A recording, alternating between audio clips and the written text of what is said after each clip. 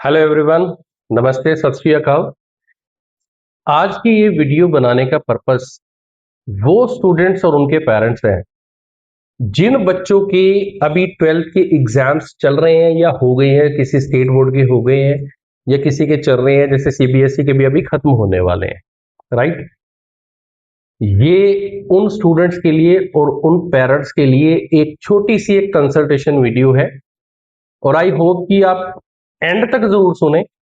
आपके लिए, आपके फ्यूचर के लिए, आपकी फैमिली के फ्यूचर के लिए ये एक अच्छी कंसल्टेशन आपको दी जा रही है।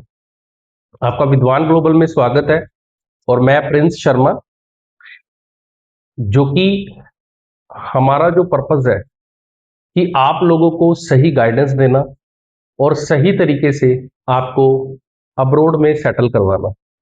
राइट। अभी हम इस वीडियो में बात कर रहे हैं पर्टिकुलरली स्टडी वीजा के बारे में। जो बच्चे 12th के एग्जाम्स दे रहे हैं उनके लिए क्या ऑप्शंस है, क्या करना चाहिए। देखिए, बहुत सारे स्टूडेंट्स और उनके पेरेंट्स होते हैं, जब वो 10th के बाद 11th 12th में एडमिशन लेते हैं तो उनके माइंड में सपना होता है, खास करके पेरेंट्स के दिमाग में होता है कि मेरा बच्चा मेडिकल ले और उसके बाद डॉक्टर बने। और ऐसे ही जो नॉन मेडिकल के स्टूडेंट्स होते हैं उनके पेरेंट्स का सपना ये होता है कि वो नॉन मेडिकल ले और इंजीनियरिंग करे और अच्छे इंजीनियर बने ताकि उनका फ्यूचर बेटर हो। इसी तरीके से कॉमर्स स्ट्रीम के जो बच्चे होते हैं, कॉमर्स स्ट्रीम लेने के बाद उनका दिमाग में करियर होता है कि या तो सीए बनेंगे या कॉमर्स अकाउंट्स लाइन में आगे कुछ फर्दर पढ़ाई करेंगे या कुछ गवर्नमेंट एग्जाम्स की तैयारी करेंगे। और तैयारी करने के बाद, एग्जाम क्रैक करने के बाद वो गवर्नमेंट जॉब हासिल कर पाएंगे। तो देखिए, ये जो डिसीजन मेकिंग है ना, ये 10th जब आपका बच्चा कर रहा होता है उस टाइम पे बहुत ज्यादा इंपॉर्टेंट है। बट जैसे कि आप सभी लोग देखते भी होंगे, आप अपने आसपास भी और आप लोगों के साथ भी हो चुका होगा और बहुत सारे लोगों के साथ होता है कि वो बच्चे पेरेंट्स की या अपनी जो जितनी की इंफॉर्मेशन होती है, जितनी की उनकी अवेयरनेस होती है, उसके हिसाब से वो 11th में एडमिशन ले लेते हैं और पर्टिकुलर सब्जेक्ट चूज कर लेते हैं, चाहे वो मेडिकल हो, नॉन मेडिकल हो, कॉमर्स हो या आर्ट्स हो। उनके पास लैक ऑफ नॉलेज है या इनकम्प्लीट इंफॉर्मेशन होने की वजह से कई बार आपको ये लगता है कि बच्चे ने 12th तो कर ली, मेडिकल में कर ली, लेकिन अब आगे स्कोप इसका समझ नहीं आ रहा। मैं अभी एग्जाम्पल लेके धीरे धीरे बताता हूँ। जैसे मेडिकल स्ट्रीम के जो स्टूडेंट्स होते हैं, पेरेंट्स होते हैं उनके, तो वो सोचते हैं कि हमारे बच्चे डॉक्टर्स बने, एमबीबीएस करें, एमडी एमएस करें और आगे बढ़िया सर्विसेज दे, चाहे अपना हॉस्पिटल करें, चाहे वो गवर्नमेंट जॉब करें, चाहे प्राइवेट हॉस्पिटल में जॉब करें। पहला टारगेट यही है। लेकिन फ्रेंड्स, आप लोगों को समझना है कि अगर आप मेडिकल एस्पायरेंट्स हो, मेडिकल की पढ़ाई पढ़ ली आपने 12th के बाद, तो आपको जो नीट का एग्जाम देना है और आप किस कैटेगरी से बिलोंग करते हो, जनरल हो या दूसरे कास्ट से बिलोंग करते हो, तो आप एक कट ऑफ देखो कि कितना जा रहा है। अगर आप गवर्नमेंट इंस्टीट्यूशंस में अगर आपका एडमिशन होता है तो उसके लिए कट ऑफ आप पिछले 2-3 साल का स्टडी करोगे तो वो बहुत हायर है। इवन 760 स्टूडेंट्स, मतलब 100% वाले भी एडमिशन जनरल कैटेगरी के तो नहीं मिल पाते हैं। राइट। और दूसरे जो कास्ट के हैं उनके भी कई बार अच्छे मार्क्स लेने के बाद भी नंबर नहीं बढ़ पाते हैं। ठीक है। उसके बाद ऑप्शन देखते हैं, वो बीएमएस कर लेते हैं, बीएससी नर्सिंग कर लेते हैं। तो बच्चा कहता है कि नहीं जी, मैं तो एमबीबीएस का सपना था और ये तो गलत स्ट्रीम ले ली है ना, इससे बढ़िया तो मैं नॉन मेडिकल या कॉमर्स ले लेता या आर्ट्स में कोई पर्टिकुलर ऐसा सब्जेक्ट ले लेता जिसमें मेरा इंटरेस्ट था, लेकिन ये गड़बड़ हो गया। तो अब क्या करें। ठीक है। तो अब क्या करें वाली कंडीशन आ जाती है। ऐसे ही जो नॉन मेडिकल के स्टूडेंट्स होते हैं उनके साथ भी, कई स्टूडेंट्स के साथ हमने देखा है कि वो नॉन मेडिकल की पढ़ाई पढ़ी, लेकिन जब वो इंजीनियरिंग का एंट्रेंस टेस्ट देते हैं तो उनका रैंक अच्छा नहीं आता। मोर ओवर की अगर इंडिया में देखें कि अगर आपने इंजीनियरिंग करनी है तो आईआईटी एनआईटीज अगर आप करते हो तो आपका फ्यूचर ब्राइट होता है, क्योंकि जॉब्स की अवेलेबिलिटी के हिसाब से आप अगर स्टडी करते हैं तो टारगेट यही होता है। या फिर कुछ पर्टिकुलर प्राइवेट इंस्टीट्यूशंस हैं, कुछ ऐसी यूनिवर्सिटीज हैं जहां से कि अगर आप बीटेक करते हो तो आपको अच्छी अपॉर्चुनिटी फ्यूचर में मिल जाती है। लेकिन अगर उसमें आपकी रैंक अच्छी ना आए तो क्या करेंगे, या आपकी जो 12th में एग्जामिनेशंस के रिजल्ट्स हैं वो इतने अच्छे नहीं है क्योंकि आपका इंटरेस्ट नहीं बना उस स्टडी में, बहुत सारी प्रॉब्लम्स का फेस करना पड़ा during year 11th and 12th, तो उसकी वजह से आपका करियर किस डायरेक्शन में है, तो वहां पर आकर आप कंफ्यूजन में पड़ जाते। इसी तरीके से ही कॉमर्स बैकग्राउंड के बच्चे जो होते हैं, उनके भी जो पेरेंट्स होते हैं, जब वो 11th में एडमिशन लेते हैं तो उनका टारगेट, जैसे कि मैंने पहले बताया कि बैंकिंग सेक्टर में जाना है, सीए बनना है, आईसीडब्ल्यू करना है, या आपने कोई गवर्नमेंट एग्जाम की तैयारी करनी है, बैंकिंग क्लेरिकल वगैरह की, उसमें भी नहीं हो पा रहा है या आपका इंटरेस्ट ही नहीं बना है, तो आप क्या करें? या आपने ये देखा कि आपका यहां पर एलिजिबिलिटी तो बन रही है, लेकिन आपको ये नहीं लग रहा कि यहां पर अगर हम कंपटीशन में आते हैं या फर्दर स्टडीज करते हैं तो इतना हमें ब्राइटनेस नहीं दिख रही है अपने फ्यूचर को लेकर, तो आप अब क्या करो? देखिए, बहुत सारे स्टूडेंट्स होते हैं जिनका कि करिकुलर भी अच्छा है, यानी कि एकेडमिक्स अच्छा है, पेरेंट्स का बैकग्राउंड भी स्ट्रांग है, आगे कंपटीशन में भी अच्छा मार्क्स ले लेंगे, वो यहाँ पे अच्छा कर भी जाएंगे। बट मेजॉरिटी ऑफ केसेस में हमने जो देखा है कि एवरेज स्टूडेंट्स होते हैं, एवरेज मैं उन्हें कह रहा हूं कि जैसे 60-70% तक की जिनका एकेडमिक स्कोर किया जाता है, उनके जो पेरेंट्स का जो फंड्स का या पीछे जो वेल्थ है वो भी इतनी स्ट्रांग नहीं है कि वो सपोज करो कि कोई जनरल कैटेगरी से है या कोई दूसरी कैटेगरी से भी है, अगर मेडिकल पढ़ाई की बात करें, आगे एमबीबीएस करनी है, तो वो अगर गवर्नमेंट में नहीं पढ़ता है तो वो किसी दूसरे इंस्टीट्यूशन में बहुत भारी भरकम जो अ, आगे पैसे देकर एडमिशन नहीं हो पाता है, ठीक है? तो उस केस में बच्चे का फ्यूचर क्या होगा? ऐसे ही इंजीनियरिंग वाले, ऐसे ही कॉमर्स वाले, ऐसे ही आर्ट्स वाले, तो उनके लिए क्या है? उनके लिए फ्रेंड्स, आपके लिए बेटर होता है, ऐसे अगर केसेस हैं तो आप अब्रोड फर्दर स्टडी करने जाओ। अब आप अब्रोड फर्दर स्टडी करने जाओ तो उसके लिए आपको क्या क्या करना होता है, प्लस आपका फ्यूचर कैसे सिक्योर होगा वहां पे। तो पहले हम बात करते हैं कि वहां पर पढ़ाई करने के बेनिफिट क्या है, फ्यूचर कैसे सिक्योर होगा। फ्रेंड्स, अगर आपका मन करता है कि यस, मैंने अगर अब्रोड स्टडी करने जाना है और आपकी एलिजिबिलिटी पूरी बन जाती है फाइनेंशियल एंड एकेडमिक्स, आप वहां चले जाते हो। आपको जाने के बेनिफिट क्या होता है? आप एक तो जो वहां की एजुकेशन के जो सिस्टम है पूरे वर्ल्ड वाइड जो चल रहे हैं, उसकी जो रैंकिंग आप देखते हो इंडिया से फार बेटर होती है। आप ऐसी कंट्री में मूव करना चाहते हो, लाइक ऑस्ट्रेलिया में जाना चाहते हो, यूएस जाना चाहते हो, यूके जाना चाहते हो, कनाडा जाना चाहते हो, जर्मनी जाना चाहते हो, या न्यूजीलैंड जाना चाहते हो, ये बड़ी कंट्रीज में ही आपका टारगेट होता है मोस्ट ऑफ द केसेस में। क्यों होता है? कि वहां पे एजुकेशन का लेवल जो है बहुत अच्छा है। सेकेंड थिंग, वहां का जो एनवायरनमेंट है जो कि आपके माइंड की ब्रॉडनेस को बढ़ाता है, क्योंकि स्टडी करने के साथ साथ ऐसा नहीं है कि हमने एग्जाम्स दिए, उसमें मार्क्स लिए, that's it. You have to open your mind to the broadness level, कि आपका माइंड की ना जो सोचने की पावर है वो बढ़े। तो जब आप ऐसे एनवायरनमेंट में आप पढ़ाई करते हो तो ऑब्वियसली आपको जो बहुत सारी नई चीजें सीखने को मिलती हैं जो कि यहाँ आप नहीं सीख पा रहे होते। आप वो चीजें सीख कर, वो पढ़ाई का तरीका सीख कर आप आगे अच्छा ग्रो कर पाते हो। मोर ओवर कि आप ड्यूरिंग योर स्टडीज, सपोज करो आप बैचलर्स करने जा रहे हो, यूजी या पीजी भी करने जा रहे हो आगे, तो उसके ड्यूरेशन में आपको वर्क राइट्स मिलते हैं ड्यूरिंग योर स्टडीज। आपको वीकली बेसिस पे आपको काम करने के वर्क राइट्स मिलते हैं, आप उसमें काम कर सकते हो लीगल वे में, और आपको पैसे भी मिलते हैं, राइट? वहां की करेंसी के हिसाब से, या डॉलर्स है, यूरोज हैं, या पाउंड्स हैं, जो भी उस कंट्री की करेंसी है, तो वो आपको हेल्प करती है कि आपके लिविंग एक्सपेंसेस कवर करने में, प्लस आपकी एजुकेशन के जो ट्यूशन फी के एक्सपेंसेस हैं ये भी कवर हो जाते हैं। इसके साथ साथ जब आप पढ़ाई कर लेते हो तो मोस्ट ऑफ द कंट्रीज में तो क्या होता है, स्टडी कंप्लीट करी उसके बाद पोस्ट स्टडी वर्क वीजा मिलेगा या टीआरवी मिलेगी, राइट? तो उसमें क्या होता है, आप काम कर सकते हो, ठीक है?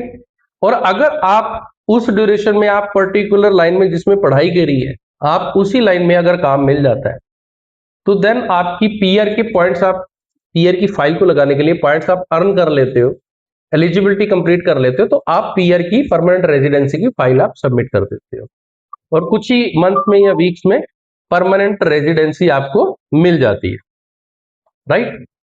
तो ये जो आपके बेनिफिट्स हैं, पीआर होने के बाद आप आगे का फ्यूचर आप खुद ही सोच सकते हो। आप अपने पेरेंट्स को बुलाना है, वहां सेटल होना है, कल को आपके मैरिजें होंगी, आपके बच्चे होंगे, तो वहां एक अच्छी कंट्री में आप सेटल हो सकते हो।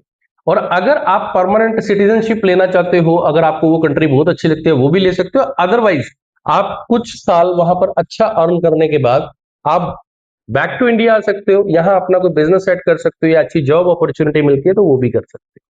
तो आपका फ्यूचर बहुत अच्छा हो सकता है, आपके आने वाली जनरेशन्स का फ्यूचर अच्छा हो सकता है, आपकी फैमिली का फ्यूचर अच्छा हो सकता है। तो ये बेनिफिट्स हैं। और अगर आप ये कैलकुलेशन करते हो एक बैलेंस शीट की, कि आप अगर यहां स्टडी कर रहे हो, एवरेज स्टूडेंट हो, यहां स्टडी कर रहे हो, कितनी अपॉर्चुनिटीज मिलने के चांसेस है। और सेम केस में अगर आप अब्रॉड स्टडी करने जाते हो और वहां आप काम कर रहे हो, तो वहां कितने चांसेस हैं, कितनी कमाई है, कैसे सेटलमेंट होगा, लॉन्ग टर्म में आपका फ्यूचर कैसे ब्राइट होगा। तो ये एक एनालिसिस करने वाली एक बात है जो आपके पर्टिकुलर प्रोफाइल के हिसाब से करनी चाहिए। और आप हमसे भी आकर मिल सकते हैं, मुझसे आकर मिल सकते हैं मेरे ऑफिस में। ऑनलाइन अगर आप गाइडेंस चाहते हैं, आप तब भी मीटिंग बुक करके आप गाइडेंस ले सकते हैं। फ्री ऑफ चार्ज है, कोई इसका पैसा नहीं है, आप वो भी कर सकते हो। अब बात आती है कि ये जो बेनिफिट्स बता दिए कि बाहर अब्रॉड स्टडी करने जाने के बेनिफिट्स क्या है, इसके लिए करना क्या होता है। देखिए, हर एक कंट्री का अगर आप स्टडी करने जा रहे हो तो उनका कुछ क्राइटेरिया है। क्राइटेरिया, एक तो जिस भी कोर्स में, यूनिवर्सिटी में, कॉलेज में जाना है, उनके अपने अपने क्राइटेरिया है। लेकिन अगर हम एवरेजली बात करते हैं, एक जनरल बात करते हैं, तो एकेडमिक्स के जो क्राइटेरिया होते हैं, मिनिमम 60% चाहिए होते हैं। और जो अभी इन डिमांड जो स्टडीज चल रही हैं, जो आप करना चाहते हो, तो उनका जो बैकग्राउंड है, मेडिकल स्ट्रीम से हो, अगर आप नॉन मेडिकल स्ट्रीम से हो, या कॉमर्स है और कॉमर्स में भी मैथ जरूर हो, तो आप अगर जैसे आप ऑस्ट्रेलिया जाना चाहते हो सबसे पहले, तो उसके लिए ये एलिजिबिलिटी है, ये आपको एकेडमिक्स वाइज पूरी करनी पड़ती है। इसके साथ साथ आपको इंग्लिश का एलिजिबिलिटी टेस्ट देना होता है, आइल्स या पीटी, डुओलिंगो, ये टेस्ट देने होते हैं। और उसमें आइल्स का 6 ओवरऑल, नो लेस देन 6 का अगर आप बैंड स्कोर लेते हो मिनिमम, तो आपकी अच्छी यूनिवर्सिटी कॉलेज में एडमिशन हो जाता है और आगे का प्रोसेस भी स्मूथली चलता है, अलॉन्ग विद जो आपके जो स्पॉन्सर्स के फाइनेंशियल्स हैं, बाकी सारी चीजें अगर ये सारी ठीक होती हैं, तो आपका वीजा आता है, पढ़ने जाते हैं, राइट। ये ऑस्ट्रेलिया के लिए। अब जैसे दूसरी कंट्री, जैसे न्यूजीलैंड में थोड़ा सा रिलैक्स है सिस्टम, यूके में थोड़ा और रिलैक्स है सिस्टम, यूएसए में भी थोड़ा रिलैक्स है सिस्टम, कनाडा में भी रिलैक्स चल रहा है अभी। लेकिन अगर आप ऑस्ट्रेलिया टारगेट कर रहे हो, तो उसके लिए आपको ये एलिजिबिलिटी मिनिमम ये मेंटेन करनी है। और ज्यादातर जो ऑस्ट्रेलिया अभी जो स्टूडेंट्स उठा रहा है, पिछले 1 साल से जो हम देख रहे हैं, वो medical, non medical, commerce with mathematics, ये स्टूडेंट्स को वहां पर शॉर्टलिस्ट किया जा रहा है। यूनिवर्सिटीज सीओई लेटर्स इशू कर रही हैं, उसके बाद वीजा आ रहा है। लेकिन अगर आप सोचो कि आर्ट्स आपने किया है और आर्ट्स के जो बेसिक सब्जेक्ट्स है उसके बेसिस पे मैंने ऑस्ट्रेलिया जाना है, तो ये बहुत ही रेयर हो जाता है। अभी जो करंट सिनेरियो, पहले हो रहा था बट अभी रेयर है, वो बच्चे नहीं उठा रहे हैं। मोर ओवर की जो आपने किस बोर्ड से की है, ये भी डिपेंड करता है शॉर्ट लिस्टिंग के लिए। जैसे आपने सीबीएसई आईसीएसई बोर्ड से किया है, तो उसकी वेटेज ज्यादा है एज कम्पेयर टू कोई स्टेट बोर्ड से है। ठीक है, आपने बहुत सारे पीछे सुना भी होगा, थोड़ा रिसर्च आप भी करोगे तो बहुत सारे स्टेट बोर्ड्स में कई बार क्या होता है, ब्लैक लिस्टिंग हो जाती है। बहुत सारी सिटीज की ब्लैक लिस्टिंग हो जाती है, क्योंकि वो कुछ फॉरफिटेड डॉक्यूमेंट्स के बेसिस पे कुछ लोग फाइल करने की सोचते हैं, तो वहां पे प्रॉब्लम्स आती है। इसके साथ साथ एकेडमिक्स के साथ साथ हमें क्या चाहिए होता है कि आपके जो स्पॉन्सर्स हैं, मोस्टली पेरेंट्स हैं, तो पेरेंट्स जो आपकी स्टडी को और आपके लिविंग एक्सपेंसेस को स्पॉन्सर कर रहे हैं, वो उनका जो इनकम का स्टेटमेंट है वो काफी साउंड होना चाहिए, यानी कि उनकी आईटीआर अच्छी होनी चाहिए, उनके पास बैंक बैलेंस होना चाहिए। और सारा बैंक बैलेंस नहीं भी है तो कुछ बैंक लोन हो जाता है, उसके बेसिस पे भी हो जाता है। आपके पेरेंट्स की कोई एफडीज पड़ी हैं, या आपने कोई को स्पॉन्सर्स ऐड करने हैं, उसकी कुछ परसेंटेज होती है, कितना परसेंट उनके फंड्स को हम शो कर सकते हैं। इसके साथ साथ कुछ और फाइनेंशियल डॉक्यूमेंट्स भी लगते हैं, तो वो लगाकर भी हम फाइनेंशियल्स को, जो आपके स्पॉन्सर्स हैं उनका स्ट्रॉन्ग करके, आपकी जो सारा प्रोसेस क्लियर हो जाता है, वीजा भी आ जाता है, राइट। तो बेसिकली ना ये दो मेन काम है जो आपको करने हैं, एकेडमिक्स, दूसरा स्पॉन्सरशिप फाइनेंशियल, इनके ऊपर काम करना होता है। अब क्या होता है, बहुत सारे स्टूडेंट्स के माइंड में और पेरेंट्स के माइंड में क्वेश्चन होता है कि हमारे पास तो कोई ओल्ड फंड नहीं है, हमारे पास ये नहीं है, हम कैसे करेंगे। तो फ्रेंड्स, ये वीडियो बनाने का आज की डेट में यही पर्पस है कि अभी आपके 12th के एग्जाम्स किसी के खत्म हुए हैं या किसी के एक दो रह गए हैं, उसके बाद आपने क्या करना है, 2-3 महीने बाद ही रिजल्ट आता है। इन द मेन टाइम आपके पास सफिशिएंट टाइम है, आप अपने जो इंग्लिश के टेस्ट स्कोर का रिजल्ट लेना है, उसकी प्रिपरेशन करके टेस्ट देना है। सेकेंड थिंग कि आपके जो स्पॉन्सर्स के जो फाइनेंशियल्स हैं और उनके जो भी डॉक्यूमेंटेशन हैं, वो आप इजीली मैनेज कर सकते हो। वो हम लोग गाइड कर देंगे कि कैसे करना है, कैसे नहीं करना है, तो वो सारा कुछ हो जाएगा। ठीक है। मोर ओवर, जो आपके लिए बहुत अच्छी चीज हम लेके आए हैं, जिससे कि आपको बहुत अच्छा एक ट्रस्ट मिलेगा। अगर आप न्यूजीलैंड और ऑस्ट्रेलिया जाना चाहते हो, तो विद्वान ग्लोबल न्यूजीलैंड और ऑस्ट्रेलिया के रजिस्टर्ड माइग्रेशन एडवाइजर के साथ काम कर रहा है, विनय सूद जी, जिनका कि हमने फेब में इवेंट भी किया था कुरुक्षेत्र में। तो हम जो भी फाइलिंग कर रहे हैं, जो भी केस हम हैंडल कर रहे हैं यहां से अपने ऑफिस से, प्लस जो ऑस्ट्रेलिया और न्यूजीलैंड के जो एडवाइजर हैं उनके साथ एक म्यूचुअल कोलैबोरेशन के साथ ही हम सारी फाइलिंग कर रहे हैं, जिससे कि क्या होता है, एक प्रॉपर गाइडेंस मिलती है आपको, आपके केस को प्रॉपरली स्टडी किया जाता है कि किस तरह से आपकी कंडीशंस को विन विन कंडीशन में कन्वर्ट करना है और आपका वीजा लाके देना है ताकि आपका फ्यूचर बने। और ये काम हम 100% जेन्युइन तरीके से करते हैं। कोई फॉरफिटेड डॉक्यूमेंट के ऊपर मैं कोई काम नहीं करता स्टडी वीजा में, तो क्योंकि बहुत सारे लोग होते हैं जिनके दिमाग में कंफ्यूजन होता है। बहुत सारे लोग मेरे पास आते हैं ऑफिस में, मैं उनको स्ट्रेट अवे मना कर देता हूँ जो उनका प्रोफाइल होता है, क्योंकि उनका बिल्कुल ही जीरो प्रोफाइल होता है। बट फिर भी वो आके मेरे को क्वेश्चन भी करते हैं कि सर आप तो मना कर रहे हो, वो वाला कंसल्टेंट तो कह रहा मैं कर दूंगा। और नो डाउट 100 में से एक दो स्टूडेंट ऐसा भी होता होगा जिसका, जिसे कहते हैं ना, तुक्का लग गया, फॉरफिटेड डॉक्यूमेंट से लग भी गया होगा। और वो बच्चे जब चला जाता है, जब उसके साथ वहां पर प्रॉब्लम आती है, कब आती है प्रॉब्लम, या तो वो एक बार कंट्री आउट होता है, अपने फैमिली को विजिट करने के लिए आता है, दोबारा से जब वहां एंटर करता है तो उस टाइम प्रॉब्लम आती है। सेकंड फेज में कब प्रॉब्लम आती है, जब उसकी टीआर की फाइल लगती है, टेम्परेरी रेजिडेंट की या पोस्ट स्टडी वर्क वीजा की फाइल लगती है। उस टाइम अगर फाइल जो पहले लगाई थी उसके साथ कुछ मिसमैच हो जाए या उसकी वेरिफिकेशन हो जाए और उसमें ये पता चले कि इसने तो फॉरफिटेड डॉक्यूमेंट्स लगाए हुए थे, तो उस टाइम उसका वीजा कैंसिलेशन में चला जाता है। कई बार बैन भी लग जाते हैं, आप न्यूज उठा के देखना। तो ऐसा काम बिल्कुल नहीं करना है हमने, आपने भी नहीं करना है। आप जेन्युइन तरीके से कर सकते हो, अभी सफिशिएंट टाइम है हमारे पास। ठीक है। आगे कमिंग इनटेक्स जो आ रहे हैं 2026 के या 27 में भी लेना है, हमारे पास सफिशिएंट टाइम है काम करने का। हमारे को ओल्ड फंड क्रिएट कैसे करने हैं, हमारे को फाइनेंशियल्स कैसे बनाने हैं, हमारे को बैंक लोन्स कैसे करने हैं, हमारे को एकेडमिक्स को जो अभी आईएसपीटी का करना है तो उसको कैसे हमने अचीव करना है कि ज्यादा अच्छा स्कोर आए, किस कोर्स में जाना है, पूरी एनालिसिस करने का सफिशिएंट टाइम है। तो ये वीडियो में आपको यही समझाया जा रहा है कि अपने प्रोफाइल के ऊपर काम करो, अपनी जो इस टाइम जो करंट सिचुएशन आपकी वो कैसी है उसके ऊपर काम करो। ये नहीं सोचना कि आपने कि हमने तो ये टारगेट लिया था कि हमने एमबीबीएस करनी है बट अभी कर नहीं पा रहे हैं, डिप्रेशन में जाना है, ऐसा कुछ नहीं करना है। पेरेंट्स के भी मेरी ये रिक्वेस्ट है कि ऐसा कुछ ना सोचो। अगर एक रास्ता नहीं बन पा रहा है ना, तो हमारे पास दूसरे रास्ते भी होते हैं जीवन में जीने के लिए। हमारे को टारगेट अचीव करने के लिए दूसरे रास्ते, तीसरे रास्ते, चौथे रास्ते, बहुत सारे वेज होते हैं। हमें चूज करना होता है हमारी करंट सिचुएशन के हिसाब से। तो आप करंट सिचुएशन की एनालिसिस करो, प्रॉपर कंसल्टेशन लो। आप हमसे कंसल्टेशन ले सकते हो, मुझसे आके मिलो, कंसल्टेशन लो। अगर आपको अच्छी लगती है अपना काम शुरू करवाओ आगे का, राइट। और बाहर विदेश जाकर पढ़ो, वहां सेटल हो, ठीक है, अपने फ्यूचर को अच्छा बनाओ।